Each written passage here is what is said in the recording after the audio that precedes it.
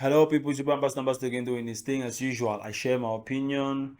I hope you guys like, share, subscribe, but most importantly, drop your opinion in the comment section. Let's have that exchange.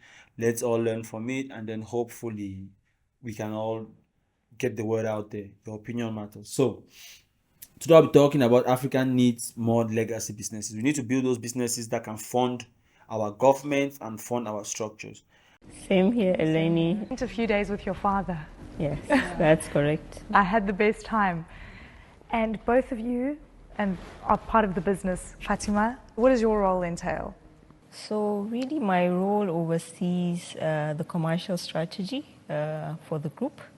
This includes for all the business units. So namely the sugar business, the salt, the cement, fertilizer, and the new baby, the oil and gas.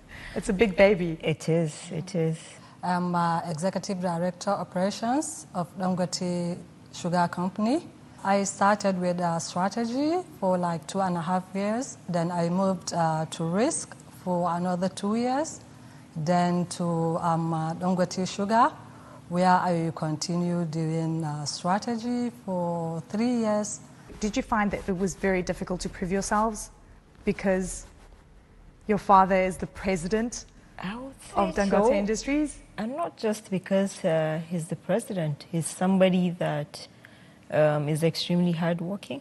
Yeah. Was he hard on you? Was he hard on you A guys? bit hard. I think he expects so much more from us compared to other people. Other people, yeah. And when you have a father like him, that nothing but perfection is acceptable, right? Then you have to work extra hard to be able to prove yourself. You're three young ladies taking on significant roles within the company. How do you see the future? Well, the future is to continue to build on what our father has built over the past So you're 40 in years. this. You're in this We're in this. for the long term. Yes. You're the So- legacy. Yeah. So it's to continue to build on what he has built over the past 40 years. We have seen how he's inspiring business audacity in running this African organization. I call this company Africa's Finest, where he has taken Dangote Group to be Africa's finest, to be one of the most diversified conglomerate on the continent. So he has taken this small trading African company into this huge manufacturing company. conglomerate on the continent, and we're now going even beyond the continent. We're becoming a global organization. So it's truly inspiring to see how an African company is solving the key problems in Africa, right? Impacting lives, creating jobs. Let's say it's 2050. How would you describe Dangote Industries in the future? I would say it's clear we're on our way to becoming a truly global brand, because we've already seen, when you look at our cement business, we're already in 10 African countries. When you look at our fertilizer business, our oil and gas, we're already delivering as far as the US, Mexico, and Brazil.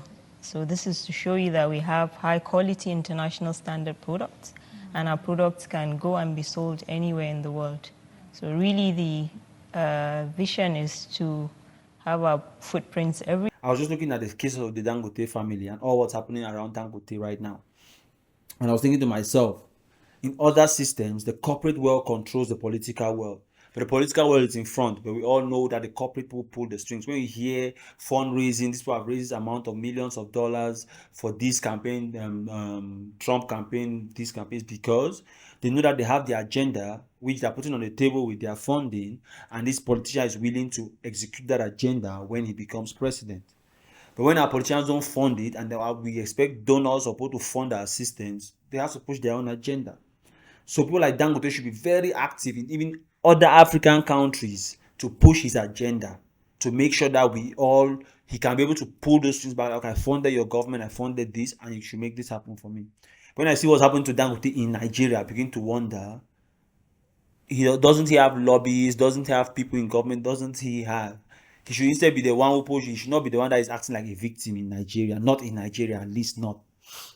Next thing is, I feel like we have to approach legacy wealth like a matter of national security, Dangote is one of those guys who is not just for Nigeria, he's for the world, for Africa at least, and his wealth should be considered as an institution which he should do everything to protect, or we should do everything to protect. But for some reason, his legacy is just being attacked, and this wealth he's building is just being attacked, and I'm wondering, what are we as Africans thinking?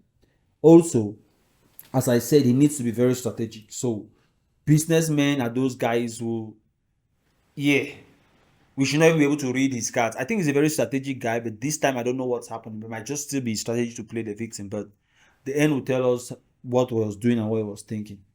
Also, he needs to start to mentor the next generation. I don't know if he is, but I'm not seeing some strong upcoming businessmen that I can say, okay, this guy came out from the umbrella of Dangote, this guy came out from the other umbrella. I don't know. Maybe he is, but he needs to start mentoring the next generation. He should be able to build good systems which can be able to support our structures.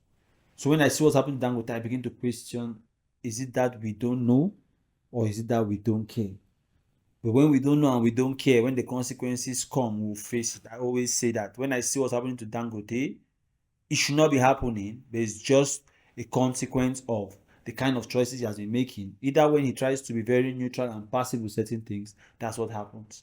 When it comes to a business like his, he should be very intentional, aggressive with certain things, and then make his point. But when Dangote in Nigeria is being treated the way he's treated, I really feel shocked, borderline offended. But it's all right. That's Africa, as we say. Also, I think we need more independent businessmen. I see guys like Vosé Bakwayo and Dangote. I don't know how independent they are, but when you have an independent mind, you can stand for what you stand for. But when you have been given money by other people to come and execute things, you all have to stand for the agenda. At times, I mean, sound like you see that this guy is black, but he's saying things against black people. Because maybe his money is not coming from black people, so that's why he has to say things against black people. Same thing with Dangote. So I just feel like we as black people should learn from these things. I'll have many more videos on talking about the whole Dangote issue from various angles. If I just wanted to give my opinion in regards to Africans need to support legacy and building solid wealth in Africa owned by Africans for Africans. As usual, it's your boy Ambassador. Like, share, comment. Most importantly, drop your opinion in the comment section. I'm out. Just my opinion.